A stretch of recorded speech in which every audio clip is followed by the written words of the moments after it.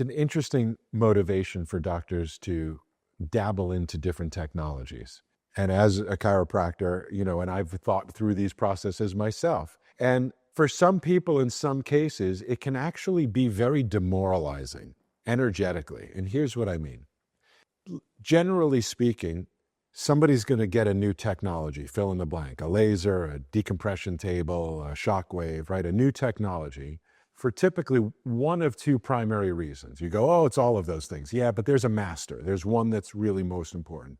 They're either doing it because they really believe this is a good technology that can help my people, or they're frustrated and they've been marketing their chiropractic adjustments for a long time. They have struggled to make that business case work because the metrics you described, the math, is hard to make work sustainably over time. People have good months, good quarters, maybe even good years, but it's not sustainable, okay?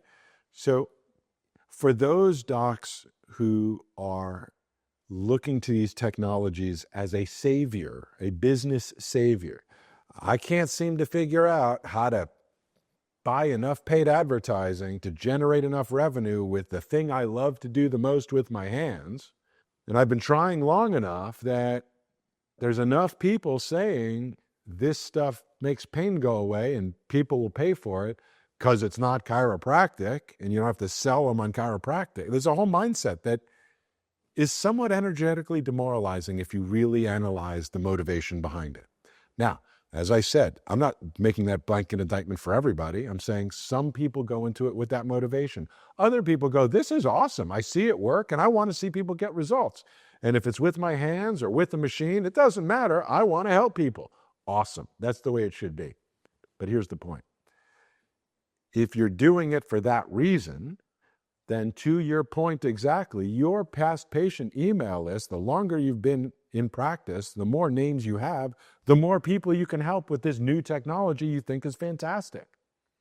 And that would be the inspiring, positively motivated place to introduce that technology because it's good for people. You know it. If you're doing it as a business savior, I've been trying to sell chiropractic this entire time. I can't seem to figure it out and crack the code in any sustainable way. It's just too frustrating. Mercy, uncle, fine. Let me basically give up in some way and see if people will spend $2,000 for 20 sessions on my table and I don't have to sell chiropractic. That sounds like not right for chiropractors energetically. So I caution docs to use technology as a business savior. And typically, if you're doing it as a business savior, if you're looking for new business because of it. If you love the technology because you know it's great, and I'm not saying it's not, in many cases it is, then the most obvious place to do that is not to do it to save your business. It's to go, this is awesome. And all 1,000, 5,000 of you that have known me once in the past that came to me for something, I want to let all of you know about my new cold laser. I want to let you know about my shockwave, about my new spinal decompression. And if you or anyone you know have these issues that can be helped with this technology, here's the place to go. 0 customer acquisition cost, high likelihood of conversion. That to me is a very different experience than I bought a shockwave, maybe that will get me over the hump to profitability because I can't seem to figure it out on my own. I think that energy matters. And I think people live with sort of a silent dread of giving up, of frustration, of I did all of that so I can sell some machine. I went through I became a great adjuster. I learned philosophy. I passed my boards so I can lay people on a table. I'm not saying it's a bad thing. I'm saying check in with yourself about what your motivation is for why you're doing it. If you think it's great for people because it is, and it is, great.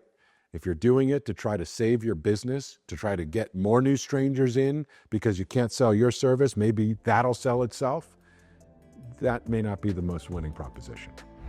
If you want to make your practice easier, more profitable, more fun, and experience more freedom, then check out Patient Pilot's weekly reactivation emails to pilot more of your past patients back into your practice. Check them out at thesmartchiropractor.com.